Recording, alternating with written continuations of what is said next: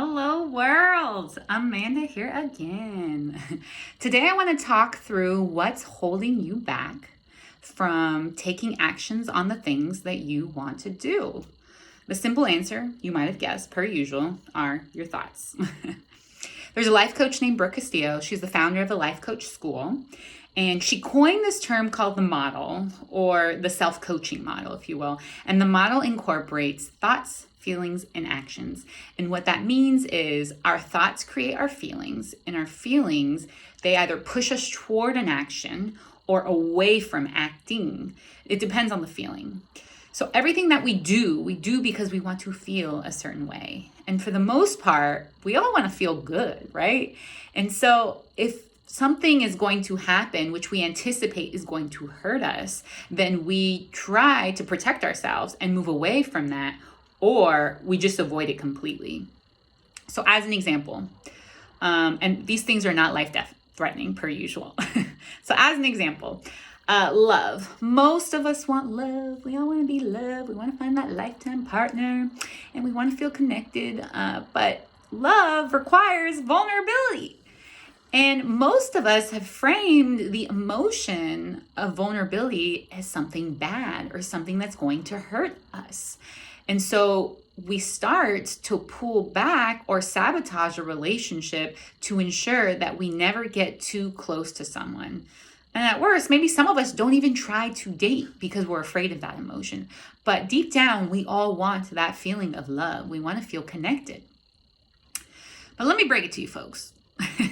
If you really want love, vulnerability is part of the process, it's part of the journey. So if that's something that you really want, you have to prepare to walk through that emotion and feel that feeling. That's a whole nother video I'll get through about feeling the feelings. That's another talk. Anyway, you might be wondering, where do our thoughts come from? Well, our thoughts come from our beliefs, our belief system, and our belief system comes from programming. Childhood programming. And what that means is that's everything we've observed or experienced as a child. And according to the Health Institute, majority of our programming, which informs our actions, is defined by age 5. Crazy, right? It's funny. When my mom tries to give my brother and I advice when we're dating someone and maybe we're complaining about a partner, her favorite thing to say is, when you marry someone, you're marrying their childhood. Are you ready to help that person work through their trauma? Look at your dad. That's a lot of work. Love you, Dad, if you're watching this. Anyway, more on thoughts. According to the National Science Foundation, an average person has 12 to 60,000 thoughts. That's a lot of freaking thoughts. And 80% of those thoughts are negative, and 95% of those thoughts are repetitive. Now, in another video, I'll go through why majority of our thoughts are negative, because there's always a why for everything. But damn, that's a lot of negativity. That's a lot of negativity. And when I first learned that, I think I felt mad at my brain, like, brain, you're the thing that's responsible for making me feel insecure or bad about myself or bad about others. Like, I don't want to feel that way. But here's the good news. You are not your thoughts, which means we actually have the power to change them. So in addition to that, we have the ability to actually separate ourselves from our minds and watch those thoughts happen.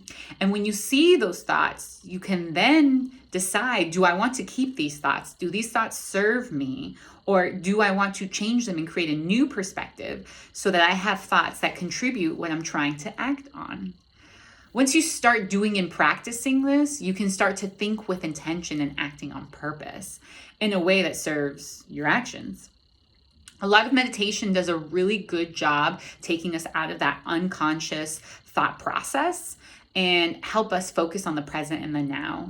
Coaching or sessions with a life coach, they can also help with this process as well. But coachings go a little deeper. We'll not only help you take a step back and look at your thoughts, but what we'll do is help you identify your belief system and your childhood programming.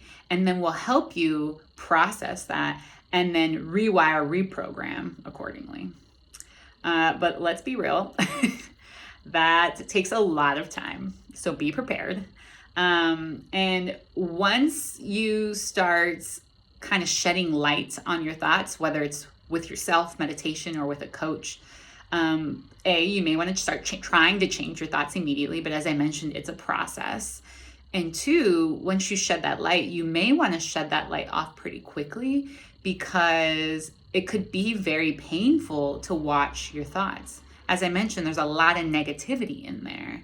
And it's really hard for us as people to look at our pain straight on. And the more you unpack, the more you'll actually find that a lot of the negativity in our lives is something that we have actually created ourselves. Let me repeat that last line one more time. So the negativity in our lives is something that we have created. So if you're someone that believes your circumstances have created your results or your experiences, then that is probably really new news for you. But let me tell you, anything outside of us, so like our circumstances, which includes people, we don't have control over them, and they also don't have control over us. They do not control us. But what we have control of, again, are our thoughts, feelings, and actions. And when we intentionally get back into the driver's seat of our own vehicle and drive our thoughts, drive our feelings, drive our actions, we can then determine how we want to walk through those circumstances. That was a lot of information. I hope it was helpful information. Per usual, I'm open to feedback. If you had any aha moments or appreciation moments, feel free to drop them in a comment or send them in a DM directly to me. Otherwise, I will get back to you with more information very soon, and have a blessed rest of your day.